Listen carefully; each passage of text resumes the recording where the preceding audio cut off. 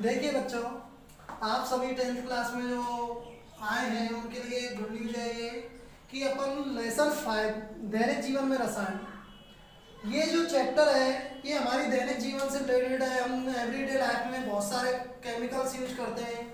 उन केमिकल्स के बारे में यहाँ पे सीखा जाएगा कि किस केमिकल का यूज क्या है।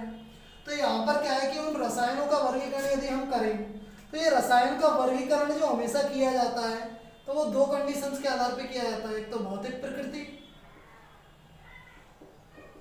और एक रासायनिक प्रकृति। परंतु यहाँ पर हमारा टॉपिक है रसायन, रासायनिक प्रकृति के बारे में जानना है। तो यहाँ पर मैंने रासायनिक प्रकृति के आधार पर यहाँ इन रसायनों को 3 भागों में डिवाइड कर दिया है। कितने भागों में? 3 भागों में। पहला भाग है एसिड। ध्यान से आप मेरे मार्कर को फोकस करें, मेरे एरो को फोकस करें और कुछ ना देखें। सेकंड है क्षार, थर्ड है लवण। आपको समझ में आ गया होगा कि रसायनों को रासायनिक प्रकृति के आधार पर 3 भागों में डिवाइड किया जाता है, अम्ल, क्षार एवं लवण। अम्ल के अंदर क्या होता है कि 2 प्रकार के अम्ल पाए जाते हैं। कितने प्रकार के अम्ल पाए जाते हैं? 2 प्रकार के। एक तो होते हैं प्रबल और एक होता है दुर्बल।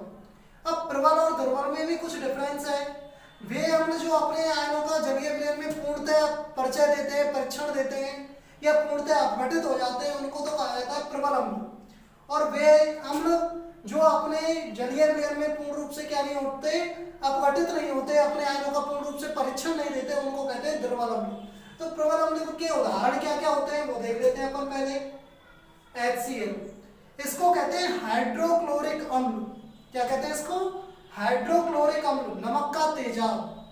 आगे बात करते हैं H2SO4, इसको कहते हैं सल्फ्यूरिक अम्ल। क्या कहते हैं? सल्फ्यूरिक अम्ल। और इसका नाम है अम्लों का राजा।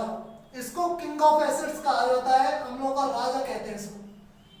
आगे बात करते हैं HNO3। HNO3 का मतलब होता है हाइड्रोजन नाइट्रेट, नाइट्रिक अम्ल, और इसे सोरे का तेजाब कहते हैं। क्या कहते हैं? सोरे का तेजाब। आगे बात करते हैं यहाँ पर दुर्बल अम्ल के उदाहरण। HCOOH, दुर्बल अम्ल का पहला उदाहरण है अपना HCOOH, और इसको हम फार्मिक अम्ल कहते हैं। क्या कहते हैं? फार्मिक अम्ल या मेथेनॉइक अम्ल के नाम से जानते हैं। आगे बात करते हैं CH3COOH, इसको हम एसिटिक एसिड कहते हैं, सिरके का अम्ल कहते हैं, एथेनॉइक अम्ल के नाम से जानते हैं। और इधर C6H5COOH, इसको हम बेंजोइक एसिड या कार्बोनिक एसिड के नाम से भी जानते हैं। ये आपका वर्गीकरण हो गया किसका? एसिड का। ऐसे ही वर्गीकरण हम बात करें किसका? क्षार का। तो क्षार के वर्गीकरण के अंदर भी 2 कंडीशंस होती हैं। वे क्षार जो जलीय विलयन में पूर्ण रूप से आयनों का परीक्षण दे प्रबल क्षार कहलाते हैं, और जो पूर्ण रूप से परीक्षण नहीं देते वो दुर्बल क्षार कहलाते हैं। तो प्रबल क्षार की श्रेणी में 2 आते हैं, NaOH और KOH। NaOH को हम सोडियम हाइड्रोक्साइड कहते हैं, जिसे कास्टिक सोडा के नाम से भी जाना जाता है, और KOH को हम पोटेशियम हाइड्रोक्साइड कहते हैं। क्या कहते हैं? Potassium hydroxide. दुर्बल क्षार के अंदर यदि हम बात करें तो CaOH का होल ट्वाइस, कैल्शियम हाइड्रोक्साइड, जिसको हम भुजा हुआ चूना कहते हैं। क्या कहते हैं? भुजा हुआ चूना। और MgOH का होल ट्वाइस, इसको हम मैग्नीशियम हाइड्रोक्साइड कहते हैं। क्या कहते हैं? मैग्नीशियम हाइड्रोक्साइड, और मिल्क ऑफ मैग्नीशिया के नाम से इसे जाना जाता है। आगे बात करते हैं अम्ल। अम्ल के अंदर क्या होते हैं? कुछ प्रॉपर्टी होती है, कुछ गुण होते हैं। उन गुणों के बारे में हम यहाँ पे चर्चा करेंगे। ऐसे ही क्षारों के कुछ गुण होते हैं और लवणों के भी कुछ गुण होते हैं। तो सबसे पहले बात करते हैं हम एसिड के गुणों की।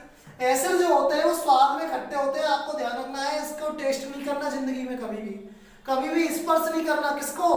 एसिड को कभी भी टेस्ट नहीं करना, कभी भी स्पर्श नहीं करना, वरना आप जल सकते हो। क्यों? क्योंकि ये प्रबल संक्षारक की प्रवृत्ति के होते हैं। अम्लों की पहचान करने का एक तरीका होता है, और उस तरीके को हम नीले लिटमस पत्र के द्वारा जांच करते हैं कि ये एसिड है या क्षार है। तो ये नीला लिटमस पत्र को कैसा कर देता है? लाल कर देता है। कौन? एसिड। आगे बात करें, अम्लों की पीएच का मान 0 से 7 के मध्य पाया जाता है। पीएच मान भी किसकी जांच करने के काम आता है? किसी पदार्थ के अम्लीय होने या क्षारीय होने का पता करने के काम पीएच इसके काम आता है। और यदि पीएच का मान 0 से 7 के मध्य में आता है तो प्रकृति कैसी होगी? अम्लीय होगी। यदि पीएच का मान कितना है? 0 से 7 के मध्य में, तो प्रकृति कैसी होगी, अम्लीय।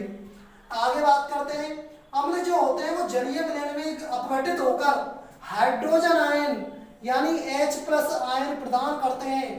अम्ल जलीय विलयन में H+ आयन प्रदान करते हैं और अम्ल धातुओं से क्रिया करके हाइड्रोजन गैस देते हैं। अक्सर पेपर में क्वेश्चन आता है कि फटफट की ध्वनि के साथ कौन सी गैस जलती है, तो आपको विशेषकर याद रखना है ऐसी गैस है हाइड्रोजन गैस। और ये कहां से निकलती है, जब अम्ल धातुओं से क्रिया करते हैं तब हाइड्रोजन गैस निकलती है और ये फटफट की ध्वनि के साथ जलती है। अम्ल क्षारों के दुश्मन होते हैं, एक तरीके से एनिमीज होते हैं, तो अम्ल क्षारों के प्रभाव को नष्ट कर देते हैं। और अम्लों की लास्ट कंडीशन होती है अम्ल धातु ऑक्साइडों के साथ लवण व जल बनाते हैं, यानी इनके साथ यदि रिएक्शन कराई जाए तो क्या बनेगा, लवण और जल बनेगा। आगे बात करते हैं किसकी, क्षार की। क्षार जो होते हैं इनके भी कुछ गुण हैं, तो सबसे पहला गुण क्या है देखते हैं, स्वाद में कड़वे। इनका टेस्ट जो होता है वो बिटर होता है, ध्यान रखना कैसा होता है, बिटर।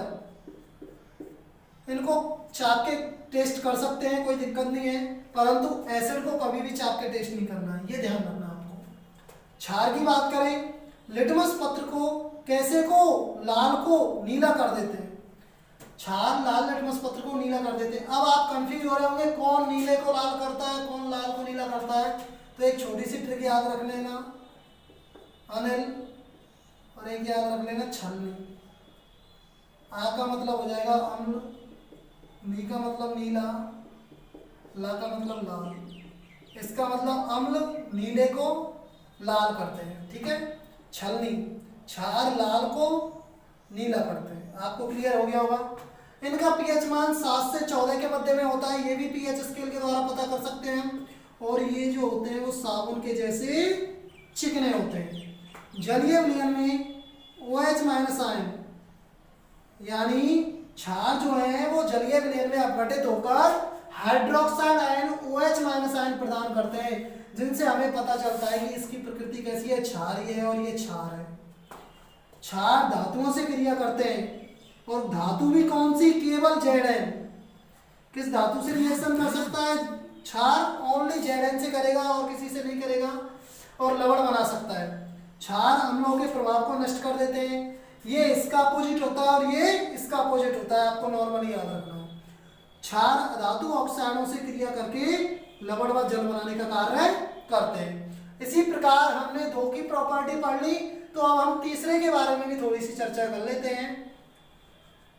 लवण। लवण जो होते हैं वो स्वाद में नमकीन होते हैं, इनकी प्रकृति उदासीन होती है, ये किसी से रिएक्शन नहीं करते हैं।